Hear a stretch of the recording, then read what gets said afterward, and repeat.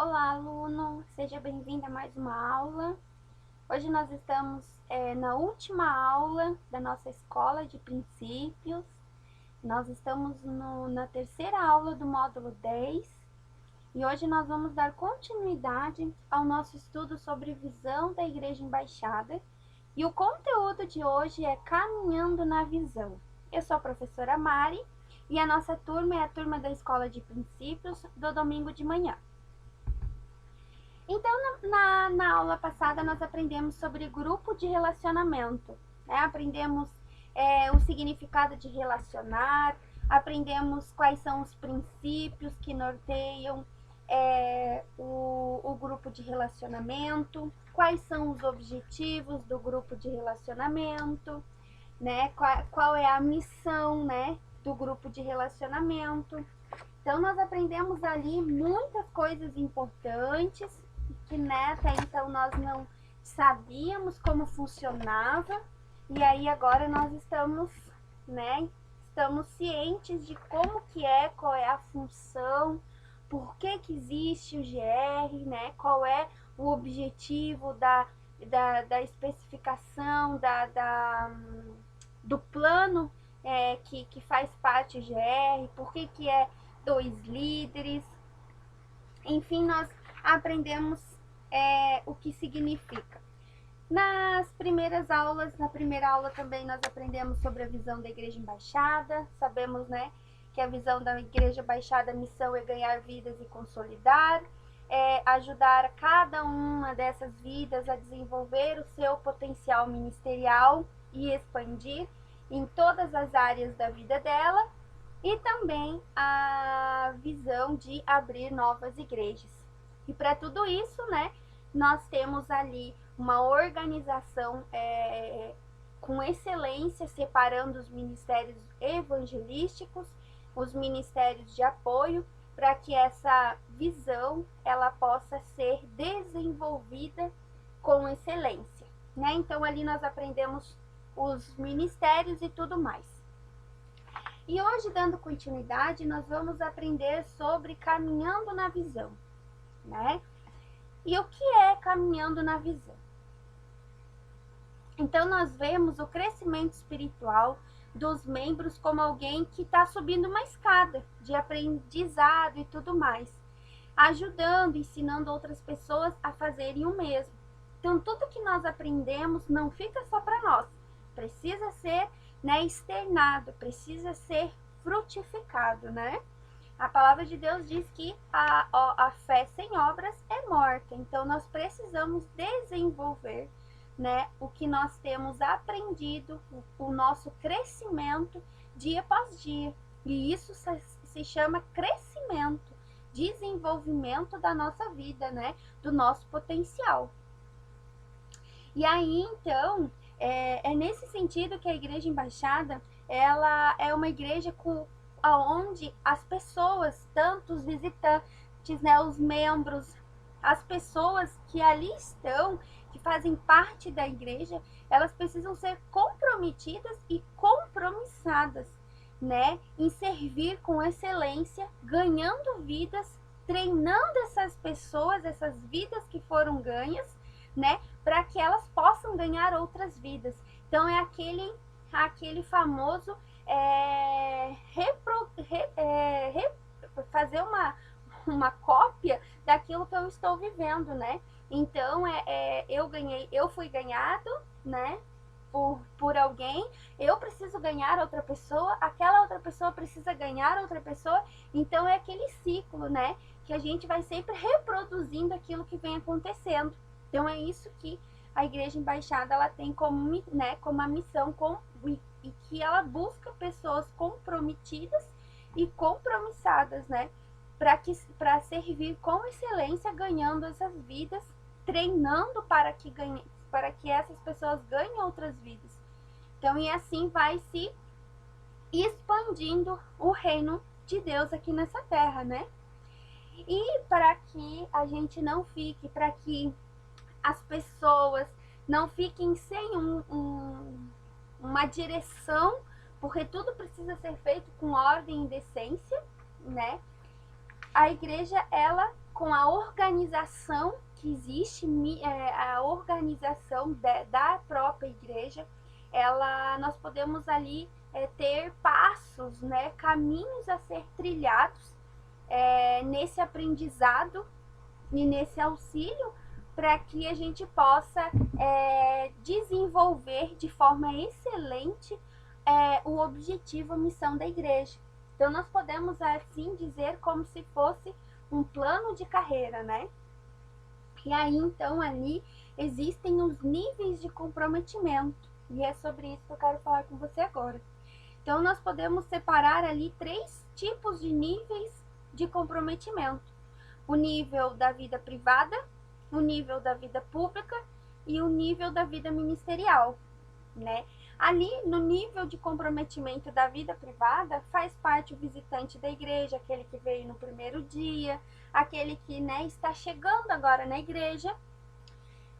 Faz parte desse nível de comprometimento os membros, aqueles que efetivamente, né, estão fazendo parte da igreja, são membros ativos da igreja, então eles se enquadram ali. No nível de comprometimento da vida pública, já são os servos e os líderes. Então, já são aqueles membros que desejaram subir um nível da sua vida, a terem, né, o seu potencial desenvolvido, seu potencial ministerial. Então, eles já se tornaram servos da igreja, já auxiliam em algum ministério. E aí, aqueles líderes que são líderes de GR, líderes de um ministério. E a vida ministerial, que é um outro nível de comprometimento, faz parte os evangelistas e os pastores, né? E aqui nós vamos conversar um pouquinho sobre os requisitos para cada etapa, né? Como nós falamos que é como se fosse um plano de carreira, com escadas para caminhar, até porque caminhando na missão, então a gente tem que ir subindo, né, os degraus.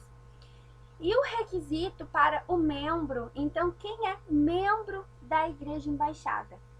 Que ali faz parte da vida privada, né? No nível de comprometimento.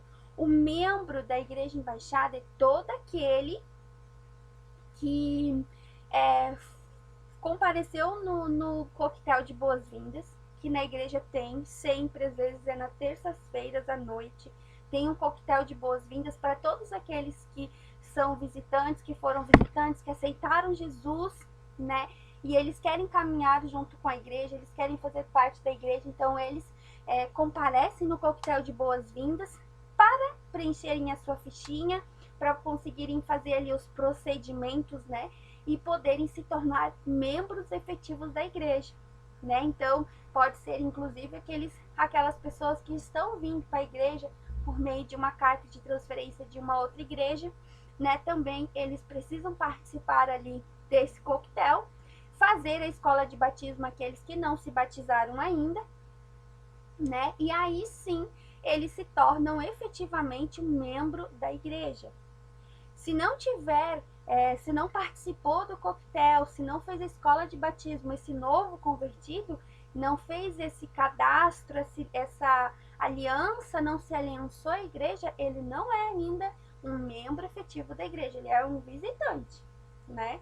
E aí, lógico que depois ele tem, se ele desejar, se assim ele quiser, ele pode continuar, né, fazendo as demais escolas que a gente já aprendeu, quais são todas as escolas que o Ministério de Ensino oportuniza para que seja desenvolvido, né, o potencial ministerial de cada um que faz parte da Igreja Embaixada. E não só isso, mas que haja, assim, verdadeiramente a transformação da sua vida. E o outro nível de comprometimento ali é o servo, que faz parte da vida pública, né? Então, o que é o servo? O servo é aquele que depois que concluiu a escola de servos, ele deseja, né, passar a integrar a equipe de algum ministério. Então, esse servo, ele já não é mais aquele da vida privada. Ele já começa a ir para público, ele já começa a ser conhecido, né? Ele já começa a fazer parte ali da recepção, do diaconato, enfim, de várias né, ministério servindo. Então ali ele já é visto, já pessoas já começam a conhecê-lo, a identificar ele às vezes na rua, em vários lugares. Então ele já não tem mais aquela vida privada onde ninguém me conhece. Não, ele já passa a ser conhecido. Por isso a identidade, né? Por isso o nível de comprometimento de vida pública. E a outra etapa que entra ali nos evangelistas e pastores, que é a vida ministerial, são aqueles que desejam dedicar-se integralmente na obra de Deus. Então, eles vão fazer um curso específico, que é o curso de escola de treinamento ministerial, né? E depois que eles fizerem isso, eles vão ser escolhidos, né, pelo pastor para serem enviados para liderar um núcleo da igreja, um ministério, enfim, né, eles fazem parte ali do processo e da organização da igreja para que seja cumprido a missão, né, da igreja ali, uma das missões que é abrir igrejas. Então, enfim, aqui nós falamos sobre um pouquinho dos requisitos de cada etapa, de como que é, né? E agora nós temos algumas definições para a gente entender, né, o que significa. Então, visitante na igreja, embaixada, é considerada aquelas pessoas que vêm à igreja e ainda não se tornaram membros. Então, elas vieram de passeio, elas vieram conhecer a igreja, foram convidadas por causa de um congresso, por causa de uma campanha, porque receberam um livro. Então, elas começam a chegar à igreja, então elas começam inicialmente como visitantes, né? Então, elas têm aquele processo para se tornar membros. Elas se tornarão membros no momento que elas nascerem de novo, que é quando elas reconhecerem Jesus como Senhor e Salvador, frequentarem assiduamente a igreja, né? Forem batizadas ou recebidas, né, pela igreja através da carta de transferência de uma outra igreja, ou por aceitação. Então, elas se tornarão. Então, ali ela comparecerá no coquetel de boas-vindas, ela fará a escola do batismo, aquelas que nasceram de novo dentro da igreja. Enfim, elas farão todo esse procedimento, né? E aí, né, vem a escala, a subida, o degrau de servo. Então, eu, membro, posso ser servo. Então, os membros, eles que decidirem servir na casa do Senhor, né? E eles entenderam que possuem um chamado e a partir de agora eles passarão a ter uma vida pública. Então, o que significa isso? O servo, quando ele recebeu o entendimento de que ele precisa servir na casa do Senhor, dentro da comunidade da igreja, dentro da nossa igreja, ele se torna uma pessoa pública, porque ali ele está, né, na frente de muitas pessoas, né? Vai estar ali na frente na recepção de um culto, vai estar ali como diácono, servindo, entregando, né, os panfletos, vai estar lá no Ministério Infantil cuidando das crianças, vai ser um líder, né, de GR, que daí depois tem mais ali a outra parte de ser um líder de GR. Então, assim, existem vários locais dentro da igreja que eles acabam se tornando uma pessoa pública, uma vida pública, né? Começa a ser conhecido. E aí, a outra etapa é evangelista, né? Quem tem o desejo, quem tem o dom, quem tem o chamado, né? Essa pessoa, ela vai fazer a escola de treinamento ministerial. Depois que ela fizer, ela vai ser convidada, né, pelo pastor a ocupar uma função de evangelista, né, e até mesmo ali liderar um núcleo ou um ministério, né? Então ali é aquela pessoa que decidiu viver integralmente para o ministério, né, para o ministério ali pastoral. E aí tem, né, o pastor local. E quem é o pastor local? O pastor local, depois de ter passado pelo estágio de evangelista, né, ele passou ali por um tempo, foi caminhando junto com os pastores, com o pastor presidente e tudo, então ele passou por aquele estágio, deu tudo certo, foi tudo de acordo com como deveria ser, realmente se confirmou o chamado dele, então ele é aprovado, né, no momento que ele é aprovado, ele passa a ser ungido pastor, né? E passa a ser convidado a fazer parte do governo da igreja, que é ser pastor de um ministério, é ser pastor de uma igreja, né? Então, como a gente vê, a cada alguns anos, no final do ano, geralmente o pastor Michael, ele unge os pastores, né? Os novos pastores, que eles estavam ali no estágio de, às vezes, de 1 ano, 2 anos, 3 anos de evangelista. Não sei se alguém de vocês já participou, já presenciou, já fez parte de um culto onde há esse momento, né, da unção de pastores novos. Mas é assim que se procede na nossa igreja, né? E aí tem o pastor principal. Esse pastor principal, o pastor presidente da Embaixada do Reino de Deus, e que possui 12 casais de pastores, cada qual responsável pelo bom andamento do seu ministério. Então, geralmente, quando tem a festa dos GRs, ou o retorno dos GRs, a festa dos GRs, cada 2 meses, nós tínhamos muito isso. Antes da pandemia, todos os pastores, né, dos ministérios subiam no altar durante o culto para levar um testemunho do que estava acontecendo ali nos GRs daquele ministério. Então, se vocês, né, que participam já há um bom tempo da igreja, devem ter visto isso, né? Sobe 2 casais ali de pastores, os casais do Ministério da Arena, o casal do Ministério dos casais, das mulheres, daí sobe 2 pastoras, porque aquilo que nós já aprendemos, né? Que pelo nível de concordância, de 2 em 2, o Senhor Jesus encaminhou, né? Para que cumprissem e desenvolvesse, né? O ministério de Jesus nessa terra. Então, por esse objetivo, por essa finalidade que o GR tem, né? De 2 em 2 é seguido o ministério, né, do Senhor Jesus, e até no caso ali da igreja. E agora, para finalizar, hoje, como é o nosso último dia de aula, eu quero deixar aqui uma palavra para vocês. Vocês já ouviram, vocês já, né, aprenderam aí durante esses 10 meses de estudo. Nós iniciamos ali há quase 1 ano atrás, dentro da sala de aula, onde a gente conseguiu olhar, né, olho no olho, onde a gente conseguiu ali conhecer várias pessoas. Vocês também, né, viram que muitas pessoas iniciaram com vocês. Talvez hoje um número reduzido está concluindo a escola, né?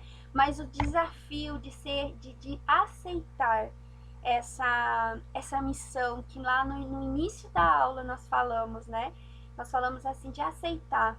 Vão vir tantas coisas que vão fazer com que você desista de continuar na escola, mas permanece firme, olhando para o alvo, que logo passará os 10 meses e você estará formado, e não só isso, mas você estará, né, conquistando um aprendizado, um conhecimento da palavra de Deus de forma sobrenatural. São ferramentas, né, são armas poderosas contra o nosso inimigo, né? E nunca imaginávamos que durante todo esse tempo, nesses últimos 10 meses, nós passaríamos por tantas adversidades.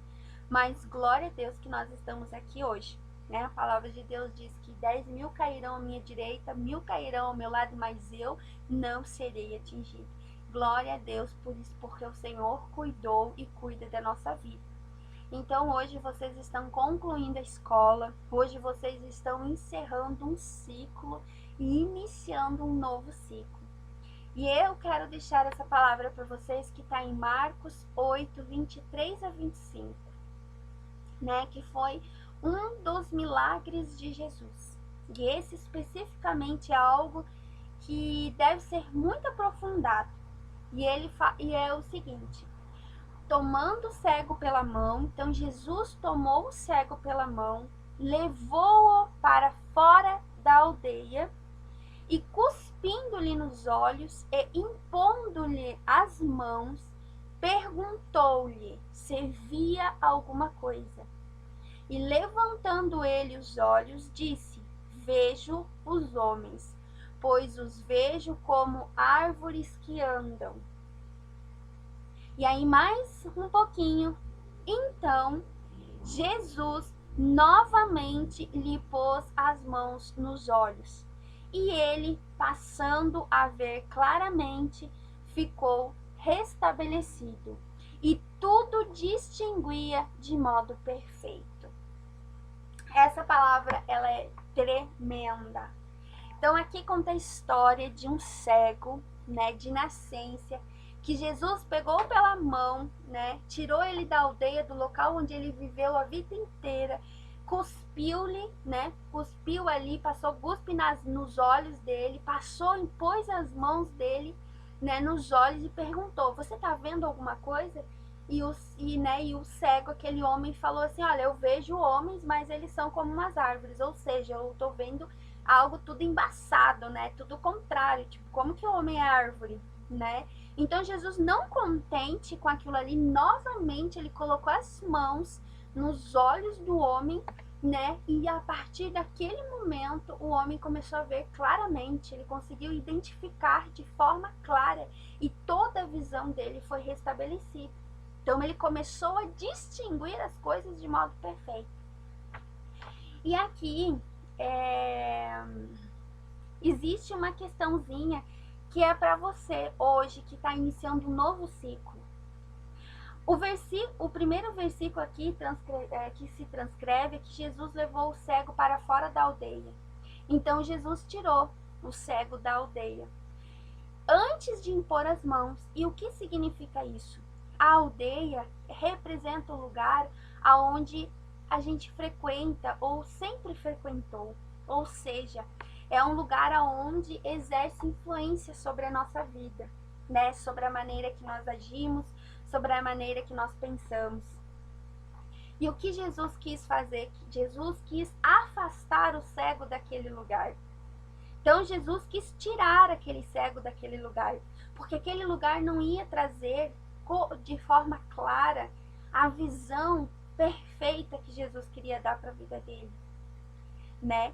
E isso acontece muito com nós mesmos. E hoje você está recebendo, você hoje foi convidado por Jesus para sair fora da sua aldeia, porque você aprendeu durante esses 10 meses todas as ferramentas necessárias para você ter a sua vida transformada de acordo com a palavra de Deus, né? Então, agora, depois de tudo, você vai saber exatamente, ter a consciência, a clareza e a certeza do porquê de você abandonar a sua vida de pecado, porquê você aceitou seguir Jesus, porquê que você se entregou a Deus, porquê que você precisa buscar ter uma intimidade com o Espírito Santo, ter experiência com o Espírito Santo, porquê que você precisa deixar para trás aqueles pensamentos, aquelas atitudes que antes você tinha, né, como leitura de horóscopo, como músicas mundanas, né, tudo isso. Então ali você hoje, né, durante todo esse nosso período de caminhada, Jesus estava tirando você da aldeia. Jesus estava pegando você pela mão e levantando você. Jesus te conduziu para fora da aldeia, né? E hoje você está fora da aldeia. Glória a Deus por isso, né? E no próximo versículo, no segundo versículo ali, Jesus ele relata as atitudes para restaurar a visão do cego, né? Mesmo Jesus tendo o poder de curar, que ele poderia ter feito no estalar de dedos, apenas com uma ordem ele poderia, como ele fez com muitos outros, assim como ele fez com um amigo dele, né? E Lázaro, que estava morto, ele falou: Lázaro, levante-te e sai para fora, só com uma ordem. E por que que nesse caso Jesus fez tantas atitudes, né? E ainda colocou impôs duas vezes as mãos, né, dele sobre os olhos do cego. Então tudo isso significa algo. Então o Senhor Jesus fez questão de colocar o seu próprio cuspe e impor as mãos naqueles olhos doentes. Então ali ele agiu de forma muito diferente, né? Muito diferente. E aqui o que significa? A visão de muitos de nós de hoje, né, de como nós vemos hoje o evangelho, a vida cristã, né, elas muitas vezes estão distorcidas, né? E aí então aqui Jesus ele quer nos ensinar que nós precisamos buscar sempre um segundo toque do Senhor Jesus, sabe? Para que nós possamos ver com perfeição o caminho que leva a Deus. E aí, por isso que Jesus tocou 2 vezes. Tocou a primeira vez, passou o cuspe, e ele continuou não enxergando perfeitamente. E depois Jesus novamente pôs as mãos e ele passou a enxergar. Então aqui, Jesus, ele busca, sabe, e que nós tenhamos sempre, dia após dia, sempre estejamos sendo tocados por ele, sempre buscando por ele, para que a nossa visão, ela nunca seja distorcida, para que a nossa visão nunca venha a ser como, a não ser vista de uma forma perfeita, né? Então Jesus ele não concordou em deixar aquele homem daquela forma, com aquela visão imperfeita, vendo homens como árvores, e demonstrando que ele não aceita cristãos vivendo seus ensinamentos pela metade. Então Jesus ele não quer você hoje, que ele te tirou da aldeia para que você viva tudo que você aprendeu aqui durante esses 10 meses pela metade. Ele quer inteiro você. Ele quer que você estabeleça o reino dos céus aqui nessa terra e na sua vida de forma integral, de forma clara, de modo perfeito. Por isso que o toque de Jesus todos os dias é muito importante, né? Então nós temos que continuar seguindo firmes, sabe? Nós temos que continuar permanecendo firmes. E a palavra final para você hoje: se permanecerdes em mim e as minhas palavras permanecerem em vós, pedireis o que quiserdes e vos será feito. Nisto é glorificado o meu Pai, em que deis muito fruto, e assim vos tornareis meus discípulos. Jesus ele quer discípulo, e ele quer que você seja o discípulo dele. E ele te tirou da aldeia, te passou o cuspe nos teus olhos, te limpou, te deu uma visão perfeita, onde você pode distinguir tudo de modo perfeito, porque ele quer te tornar um discípulo. Ele quer poder fazer através da sua vida e na sua vida grandes obras, para que outras pessoas sejam transformadas pelo poder dele através da sua vida, dentro da sua casa, dentro da escola, dentro da sua família, dentro do seu casamento, dentro do seu relacionamento de irmãos, não importa aonde o Senhor te colocou ali, ele quer fazer uma obra grandiosa. Nunca esqueça disso, que a palavra do Senhor ela venha te encher o coração dia após dia, sabe? E que você busque todos os dias distinguir o evangelho de modo perfeito, sempre enxergar limpo de longe o que significa ter uma visão clara espiritual dos fatos que estão ocorrendo no dia de hoje, né? E ainda nos dias que virão, né? E da vontade de Deus que essa visão seja alcançada, e que é a vontade de Deus que a visão do Senhor para sua vida seja revelada a você. E só depende de você. Que o Senhor Jesus te abençoe nessa noite, te abençoe nessa manhã, nessa tarde. Que o Senhor Jesus venha trazer sobre a sua vida e sobre a sua casa poder, glória e alegria, bênçãos do Senhor. Muito obrigada por você até neste momento estar firme e forte conosco. O Senhor Jesus te dará tudo o que você tem sonhado e projetado para a sua vida. E que cada dia mais você entenda e aprenda a palavra do Senhor. Deus abençoe a sua vida, Deus abençoe a sua história e Deus abençoe